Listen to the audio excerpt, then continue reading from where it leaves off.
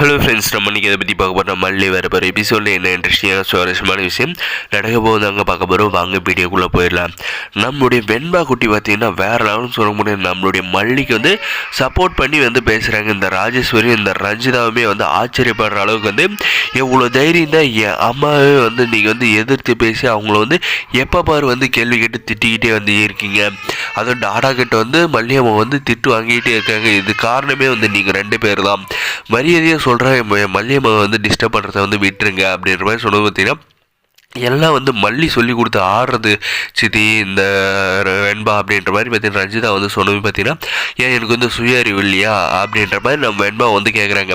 மரியாதையாக சொல்கிறேன், இனிமேல் வந்து அம்மாவோட விஷயத்தில் வந்து 2 பேர் தலையிடாதீங்க அப்படின்ற மாதிரி சொன்னது பார்த்தீங்கன்னா வெண்பா என்னை வந்து ஏற்று பேசுனேன்னா அவ்வளோதான் பார்த்துக்கோ அப்படின்ற மாதிரி வந்து காதை பிடிச்சி நல்லா வந்து தெரிகிறாங்க. உங்களுக்கெல்லாம் வந்து இப்போ இல்லடி, இன்னும் கொஞ்ச நாள் போகட்டும், என் அம்மா வந்து இதே மாதிரி வந்து டார்ச்சர் பண்ணுங்க, உங்களுக்கு கூடிய சீக்கிரம் ஒரு சிறப்பான ஆப்பு வந்து தரமான ஆப்பு வந்து ரெடி பண்ணி வச்சு உங்கள் 2 பேருமே வந்து ஓட விரட்டலாம். என் பேர் வெண்பா இல்லை அப்படின்ற மாதிரி பார்த்தீங்கன்னா மனசுக்குள்ளேயே நம்முடைய வெண்பா குட்டியை வந்து நினச்சிக்கிறாங்க. அதுக்கப்புறம் பார்த்தீங்கன்னா மல்லியம்மா நீங்கள் வந்து யாரும் இல்லைன்றதுக்காகலாம் கவலைப்படாதீங்க, உங்களுக்காக வந்து நான் இருக்கேன், யார் என்ன சொன்னாலும் சரி நான் வந்து பார்த்துக்கிறேன், நான் வந்து உங்களுக்கு வந்து துணையாக இருப்பேன் எப்பயுமே. இவங்கெல்லாம் என்ன ஆளுங்க, இவங்கெல்லாம் வந்து சும்மா நீங்களே வந்து இவங்களை வந்து மேய்ச்சி தண்ணி காட்டுறீங்க, நானெல்லாம் வந்து சொல்லவே தேவையில்ல, நீங்கள் இருக்கிறதுனால நான் எப்படினாலே வந்து பேசுவேன், நீங்கள் இருக்கிறது தைரியம் தான். அந்த ராஜேஸ்வரி அத்தையை மட்டும் வீட்டை விட்டு விரட்டிட்டீங்களன்னா உங்களுக்கு வந்து தொல்லையே இல்லை. பழையபடி இந்த ரஞ்சிதாவெல்லாம் நீங்கள் வந்து பேசியே வந்து மிரட்டுருவீங்க, அதிலே அவள் வந்து பயந்து வீட்டை விட்டு ஓடி போயிடுவா. அதனால் வந்து நீங்கள் வந்து ஆன்ஸ்பயராக வரணும் அப்படின்ற பார்த்தீங்கன்னா நம்ம வெண்பா குட்டி வந்து கேட்டுக்கிறாங்க. இருந்தாலுமே பார்த்தீங்கன்னா இந்த ராஜேஸ்வரி தாங்க நம்மளுடைய மல்லிக்கு வந்து முக்கிய தடையாக இருக்காங்க.